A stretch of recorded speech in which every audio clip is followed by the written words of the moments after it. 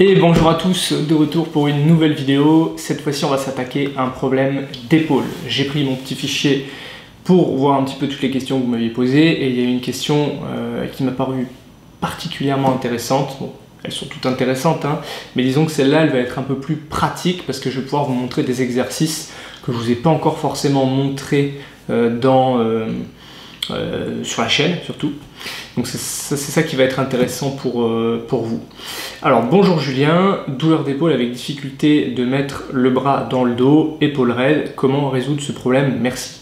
Alors comme ça vous allez me dire, on n'a pas beaucoup d'infos, sauf que derrière il a signé un coach MMA. Alors MMA pour ceux qui ne savent pas c'est Mixed Martial Art, donc en gros c'est du free fight, c'est ce qu'on appelle vulgairement du free fight, donc c'est un mélange d'arts martiaux, c'est ce que vous voyez quand les mecs se battent dans un octogone, en UFC par exemple. C'est une des ligues en tout cas, l'UFC. Donc en gros, voilà, vous avez un mélange de boxe, de combat au sol, de jiu-jitsu, de boxe thaï, de tout un tas d'arts martiaux. Et en fait, il y a énormément de prises de soumission, notamment au sol, avec des clés de bras, avec tout un tas de choses. Et donc c'est des sports qui, pour le cou, les épaules, enfin pour le haut du corps, le bas du corps évidemment, mais le haut du corps surtout, prend pas mal cher. Et notamment l'épaule, parce que l'épaule est quand même ultra mobile.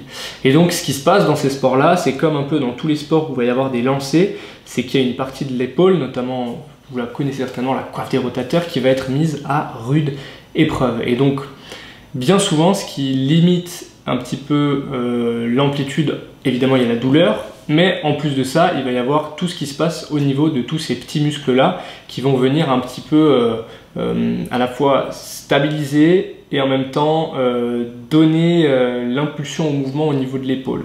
Donc lui, son problème, c'est qu'il a tendance à avoir les épaules très raides et à avoir du mal à passer la main dans le dos. Donc en gros, hein, faire ce mouvement-là.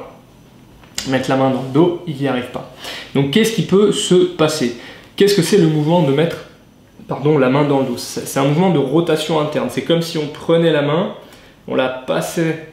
Vous voyez, c'est comme si quand je mettais mon bras le long du corps, je le tournais vers l'intérieur. Donc en gros, en exagérant, c'est comme si je demandais à mon pec de se contracter. Quand vous mettez votre main dans le dos et que vous essayez de décoller la main, vous allez voir qu'il y a l'épaule qui va basculer en avant et en basculant en avant, elle va faire se contracter le grand pectoral, enfin grand et petit pectoral évidemment. Mais il y a aussi toute la coiffe des rotateurs qui va venir se contracter et notamment dans la coiffe des rotateurs, on a une prédominance des rotateurs internes par rapport aux rotateurs externes. Donc il faut savoir que sur cette coiffe des rotateurs, on a grosso modo un tiers de rotateurs externes pour 2 tiers de rotateurs internes. Alors vous allez me dire pourquoi tout simplement parce que l'épaule elle a besoin d'être plus protégée vers l'avant que vers l'arrière. Et donc ces muscles ils viennent retenir, si vous voulez, l'épaule pour éviter qu'elle parte vers l'avant. Vu que derrière elle n'a pas forcément tendance à glisser, c'est simplement une protection supplémentaire on va dire. Et donc vu qu'il a du mal à mettre l'épaule dans le dos, ce qu'il va falloir faire c'est d'abord voir, il faudrait être avec lui, mais voir en mobilisant un peu l'omoplate, est-ce qu'on arrive à faciliter ou non le passage dans le dos ou pas? Est-ce qu'en éloignant l'omoplate de la colonne vertébrale c'est plus simple ou est-ce qu'en la rapprochant c'est plus simple? Des fois on a des surprises. Et en fonction de ça, ça va donner déjà quel groupe musculaire on va devoir entre guillemets réactiver, quel groupe musculaire on va pouvoir retravailler pour justement réapprendre l'omoplate à bien se fixer, avoir un mouvement qui soit bien souple.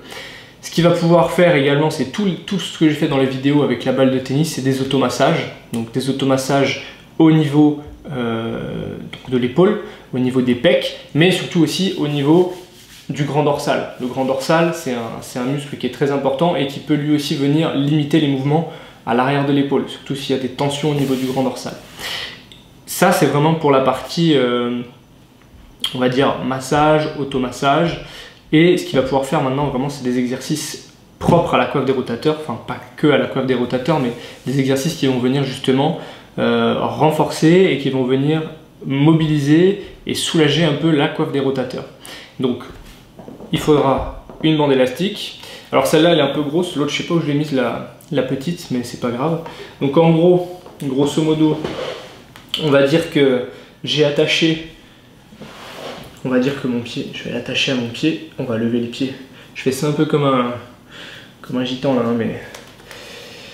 Donc on va mettre le bras comme ça. Donc idéalement, on a la bande élastique à peu près à niveau. Et donc ce qu'on va faire là, c'est qu'on va... Je vais essayer de me mettre bien dans l'axe de la caméra. Voilà, donc là, on a la bande élastique, j'ai le bras à 90 degrés. Et là, ce qu'on fait, c'est simplement, hop, on va lever et on relâche.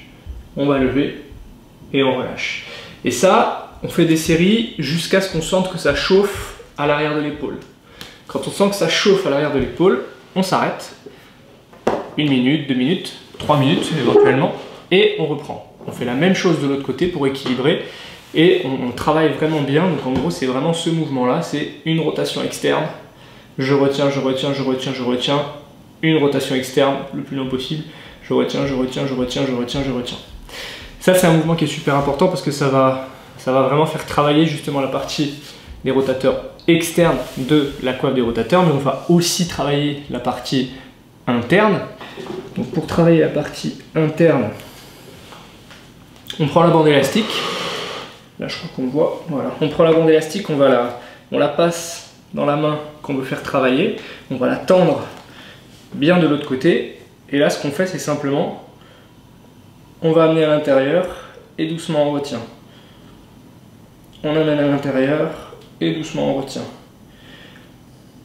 Le plus important, c'est vraiment la phase de retour, de vraiment bien la retenir pour avoir un bon étirement à la fin des muscles rotateurs internes. Tac, et on amène le plus loin possible.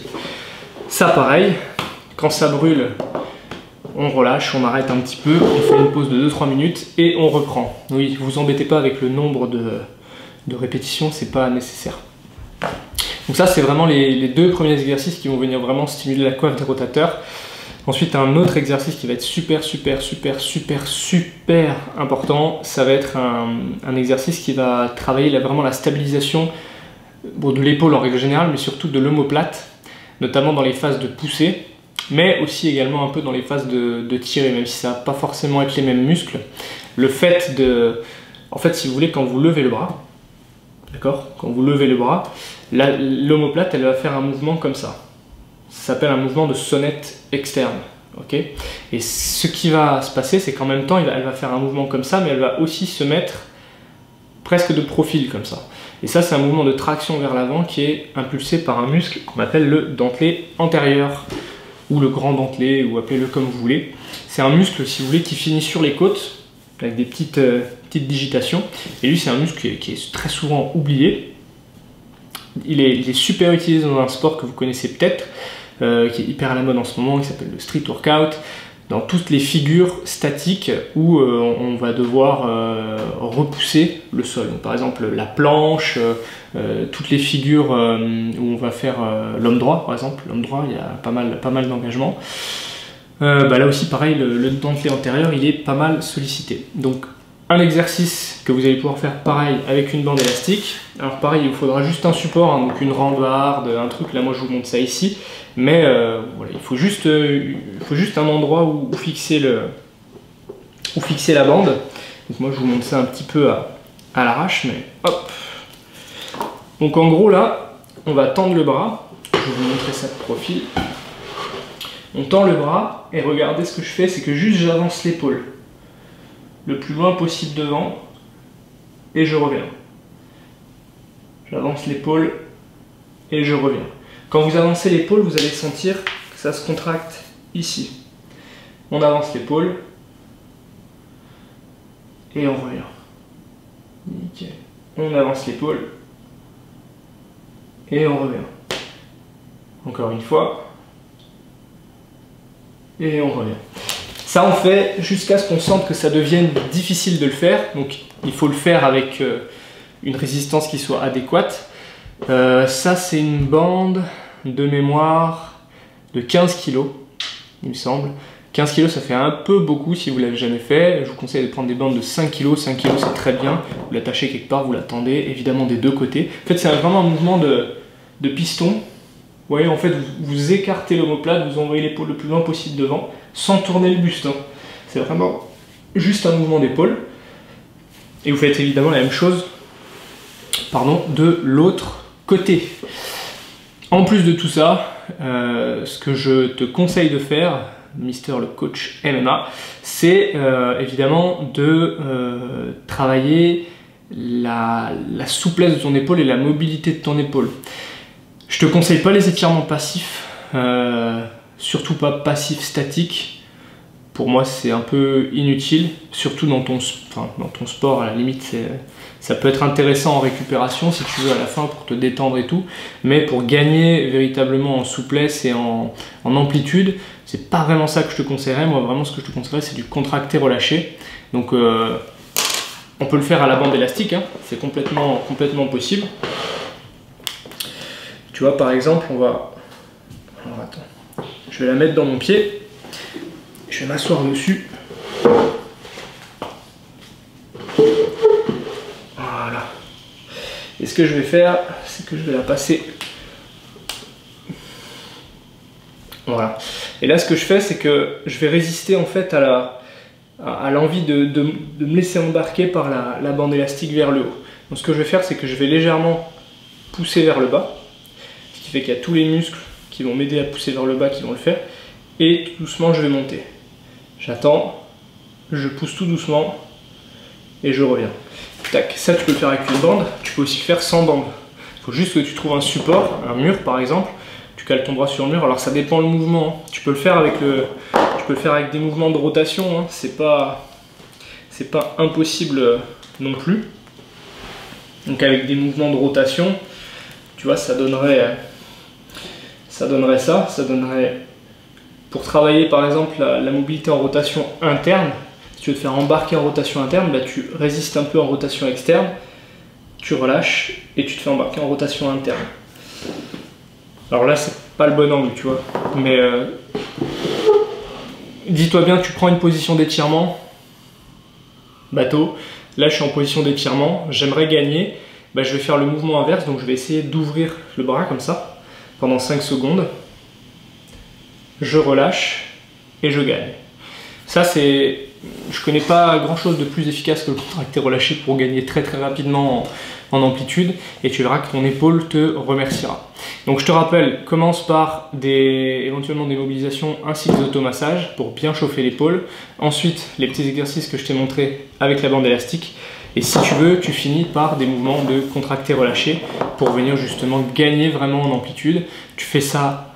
C'est des exercices qui sont pas forcément très intenses à part le contracté relâché. Donc le contracté relâché, évite de le faire tous les jours. Si jamais tu fais en même temps de la musculation, du renfort et tout, évite de faire le contracté relâché hyper appuyé sur les jours où tu fais travailler les épaules. Donc les jours où tu fais travailler le dos, les pecs, les épaules, les bras.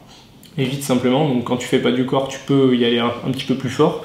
Quand tu fais les bras éventuellement, mais quand tu fais les épaules, les pecs, le dos, c'est des mouvements qui engagent beaucoup les épaules. Évite simplement. Bah écoute, voilà.